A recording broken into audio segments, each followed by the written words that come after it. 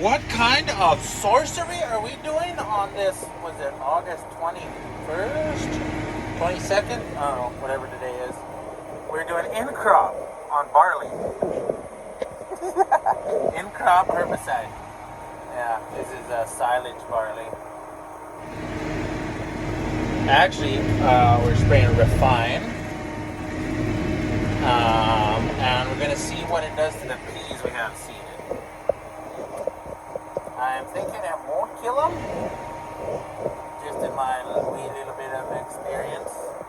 I think there's a good chance it won't, but we're going to see. So if it doesn't kill the peas, then this will be a good option for our pea oat, barley oat intercrop. Even our pea canola Refine. It'll kill all these thistles and dandelions and white cockle, cow cockle. You see the trees. Oh, the trees suck a lot of juice.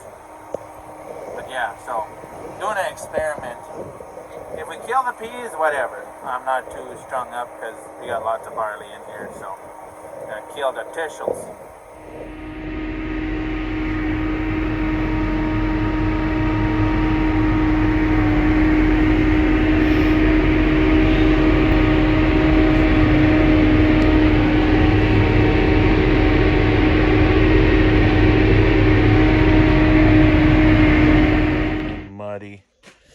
Wet.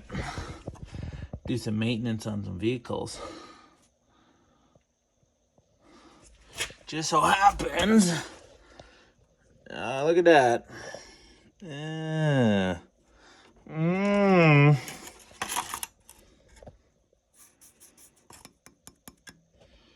Hasn't worn much, but it's worn that much. Yeah, there's no brakes left. Well, no, sorry, there's brakes. There's no brake pads on the inside. So it looks like, we'll see when we pull it off. And now take this off. Come on. On.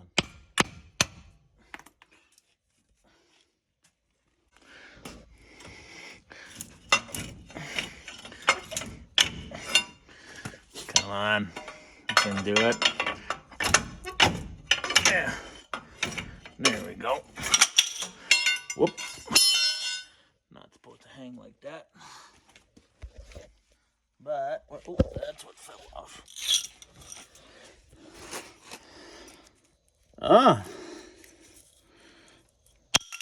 Not much left of that one. But,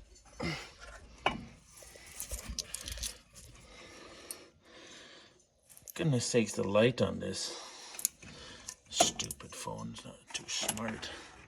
Got lots of pad on that side. Guessing these slider things seized up. Great. When we have an issue, it's not the right brakes. Well, that's no good either, but the brakes they gave us,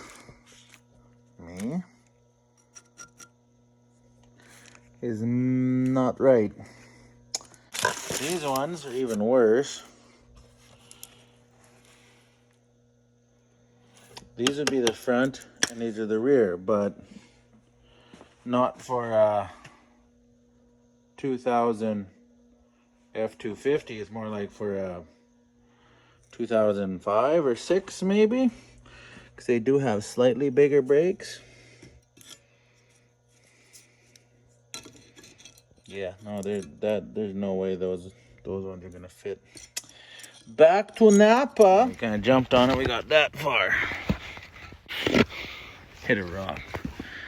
Someday, a lot of plating, but oh well. Then we'll go to our fertility trial here. 1 foot, balls deep.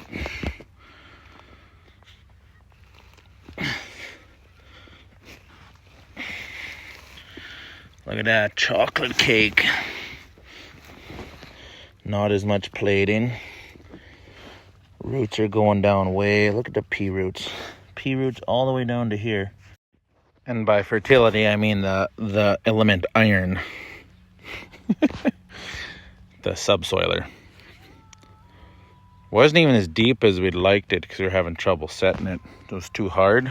So like, look at the difference there.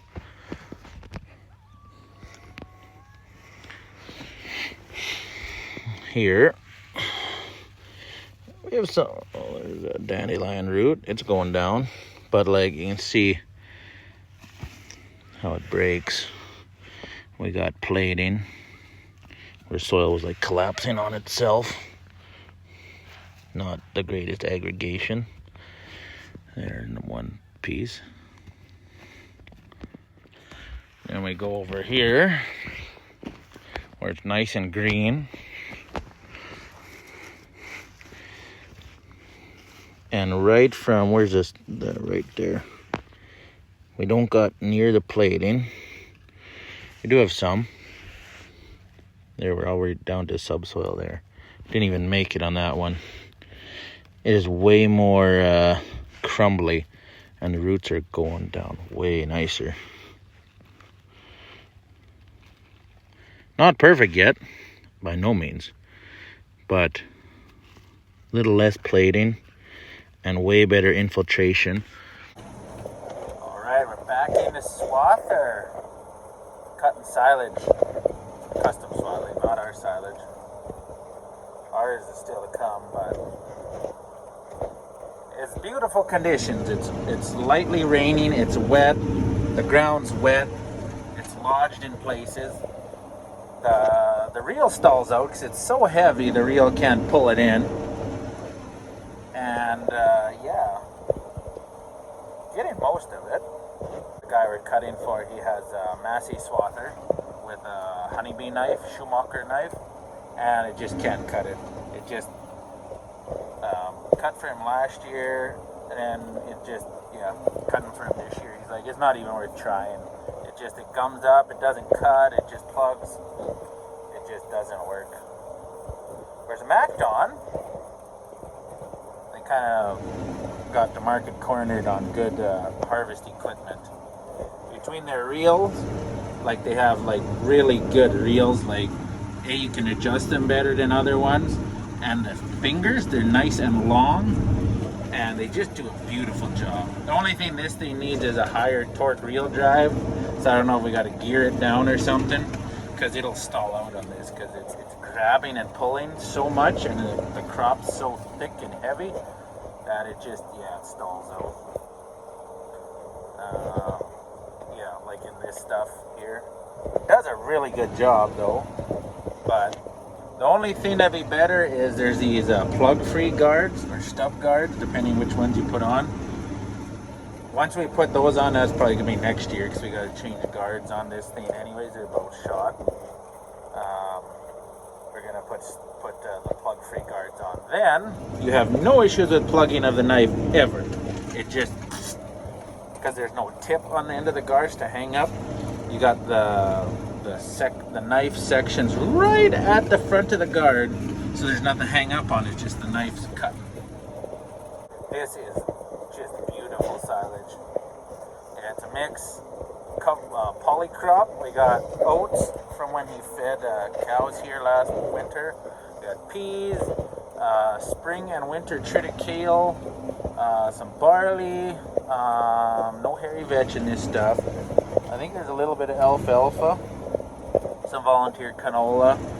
I don't think it has any Italian ryegrass in here, but it's a beautiful mix of everything. And heavy, like beautiful swats.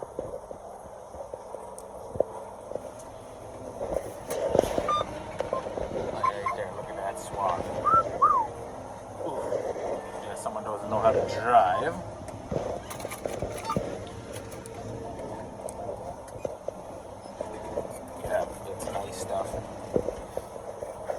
I recommend any silage crop. Yeah, you mix all kinds of stuff you mix all kinds of stuff in it, and oh, you get just amazing silage. The peas in here, hairy vetch, a little better. He's thinking of doing that next year. Actually, the other field we're going to after this one, it's got hairy vetch in it.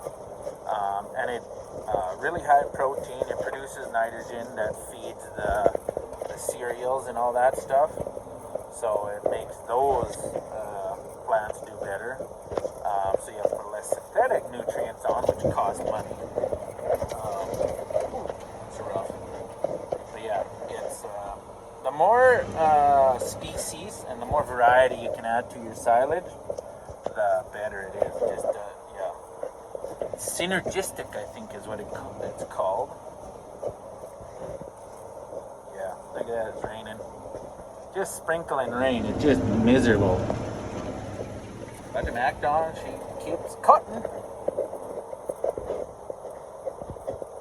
Yeah, it's fun. I like it, just sit in the swather and go. So you have to change the section because you ran into a chunk of steel in the field.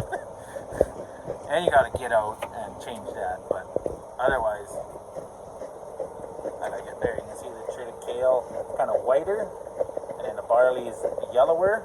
Then there's some oats in there too, and then there's more peas here than there. And yeah, polycropping is, I believe, well, they used to do it a lot back in the day before synthetic fertilizers, and I do believe it's the way of the future, even though it was the way of the past. It just, yeah, it works really good. You got better quality of feed, less inputs. It's just a win-win-win, like 3 or 4 wins in a row. Yeah. Anyways, we're getting into some heavy stuff here, so I probably should. Well, it's not. It's really nice when the swather drives itself, or the GPS, because then you can have your hand on the controls and right. In these conditions, that's when your asshole puckers up because it's just you're lodged, it's wet. And you're just waiting for something to plug up. Had issues with this middle plug-in where the double knife joins and then the double reel joins. And here what it was, the crossover guard was getting loose, so it wasn't cutting. So tighten that back up and we're back rolling, flying along. Doing it really good. It was like 6 miles an hour in this mess. Like you need a really good swather with good guards and knives like a MacDon. And it's not because they own a MacDon. That's like most of our work this year and last year.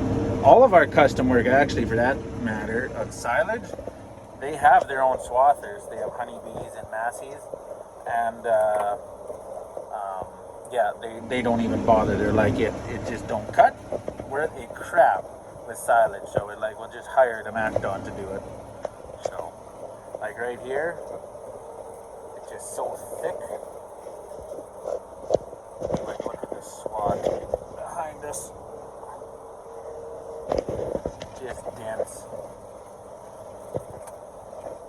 See there, the reel's stalling out because it just does not have the horse torques. It's not geared down enough. So see, as soon as we lift on the end, the reel will go like mock chicken. There.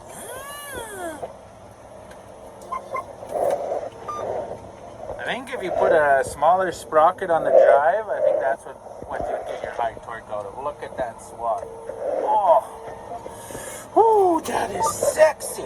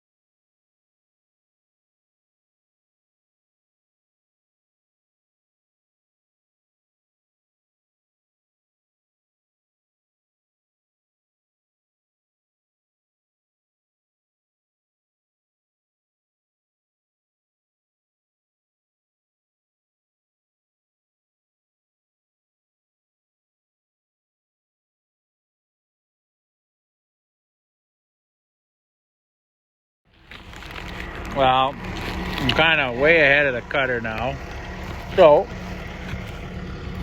we can stop, make sure all our pieces are still good to go. Have some more fishy crackers. I hear him. Where is he? Oh yeah, look at that. Our skid shoes are getting kind of shot, but it'll do that. Where is he? Mr. Ian, Cutterman. Oh, he's over the hill. Yeah, it would feed a little better if we had new teeth, but they're working. Sections are good. Here we have a field that was supposed to be seeded to corn grazing. It was corn grazing last year due to time and all that stuff. Didn't get done. Didn't get seeded till beginning of August, so it's been like a month, I think. I'd have to check for sure. Roughly a month of growth, give or take. Pretty sure it was in August. We have oats, some double max radish, so like tillage radish, buckwheat right there, peas, I said oats already, and then this sweet clover, I think, pretty sure this was in the field already from last year, I think. I don't think there's sweet clover in the blend. Some hairy vetch from last year, and I believe there was some in the blend. And some corn. Threw a few bags of corn in.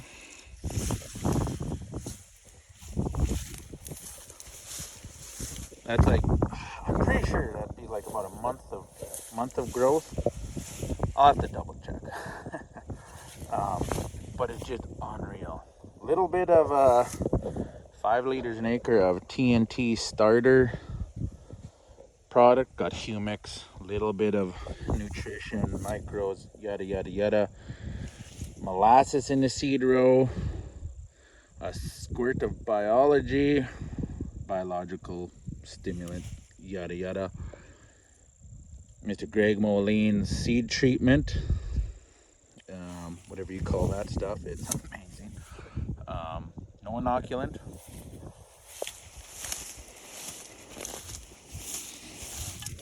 So now we'll dig up some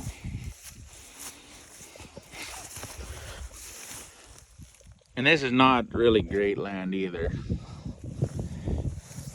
But one thing I noticed is I think it's all this earthworm stuff. No, I'm pretty dumb when it comes to it, but we do have some plating. But like all these holes and all these little earthworm poop balls, for lack of a better word, like it might be hard to see, but all these little, there it is, earthworm casings on top, like it is unbelievable. Like, oh, there, little buddy. Hey, we'll put you back in the soil. Like, look at that. Like, I wonder if the warm season grass from last year, the corn, had anything to do with it. But like, I'm floored by how well, like these oats, everything is just like it is. Like the peas. Oh, there we go. Look at that. Look at the pea nodules. Like you can see they're pink and we haven't even cut into them.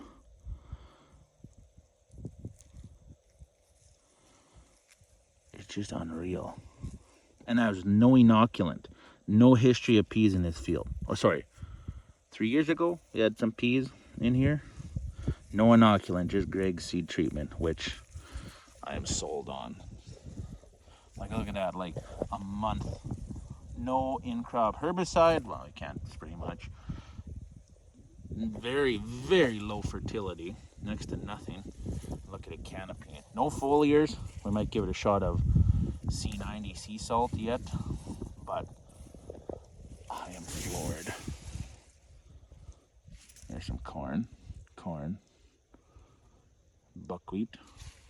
Like this is, I am impressed. Look at the aggregation on the top. A little bit of corn residue, but there's nothing left. Oh, it's the end of the week. It's Saturday. Just got everything going on here. Dad's getting the processor polished up. Had to put a new shaft in for this grain tank metering dealio, because the shaft bent. Had an issue, the clutch froze. We ended up, this was like 6 years ago or 5. We had to pull a bull of ours out of a slough. He walked off on his own, probably trying to impress the ladies, and dropped through the ice and got stuck. And we had no loader tractors in the area. Brought the Bobcat and it had some fuel gelling issue. So the only thing we had was this. So we backed this into the slough, hoisted the bull out. He's alive. He's still over in the pasture doing his work.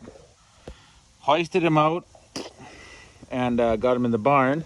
But the problem was, as we were in water, this clutch froze. And when it went to turn, well, it froze and it was trying to turn the whole assembly. So it bent this shaft. So we just took the chain off and we weren't using it. So, but now we're selling it because we don't feed grain anymore. We just feed hay. That year we had no hay, so we had to buy this to feed grain and straw. And we don't do that anymore. And it's a very expensive machine that we like put 20-30 bales of straw through the year. So it is honestly really nice shape. Barely any bales gone through it. So yeah, we're gonna try and sell it because this year should be a lot of people looking for them, because there's a feed shortage, so a lot of people are gonna be feeding pellets and straw. So then got the 8570 out. I got to put this screen. So when we got it last year, there's a hole punched in the screen, a couple holes I think, and so it's letting all kinds of junk through. The screen plugged up, like you can see it's already plugged up, and a couple other things to do to it. Where are we here? Oh, we can't see in here.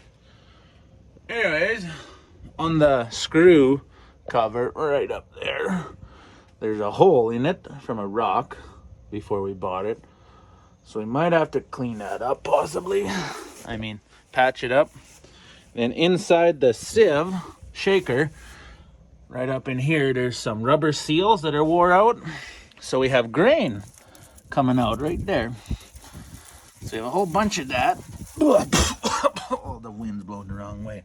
So yeah, we gotta pull the sieves out and put new rubber seals in there. That bearing? No, bearing's good. Better be. So yeah, we got a few things to do to this. And then the sprayer, I'm gonna go spray some pasture out for the neighbor. And before I do that, I gotta replace the seal again on this thing. Where are we? Right there. Up there, that solenoid. It's leaking again. I put like how many O-rings in, finally got the right ORB O-rings from John Deere, and it still doesn't seal properly. So I'm like, what in the Sam? So yeah, I don't know. Put that in again because it's leaking oils. Looks like this hose needs a new hose too. Or, oh, looks like it's probably rubbed through on the filter. Goodness, gotta quit looking and find all kinds of stuff that needs fixing. Then maybe tomorrow,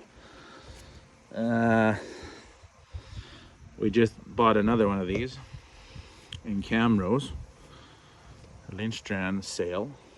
So we're gonna go drive it home probably because we don't got time to mess around with getting a truck. So yeah, all kinds of everything going on. Wow, wow, wow. Zoom, zoom. Whatever you want to call it. idea.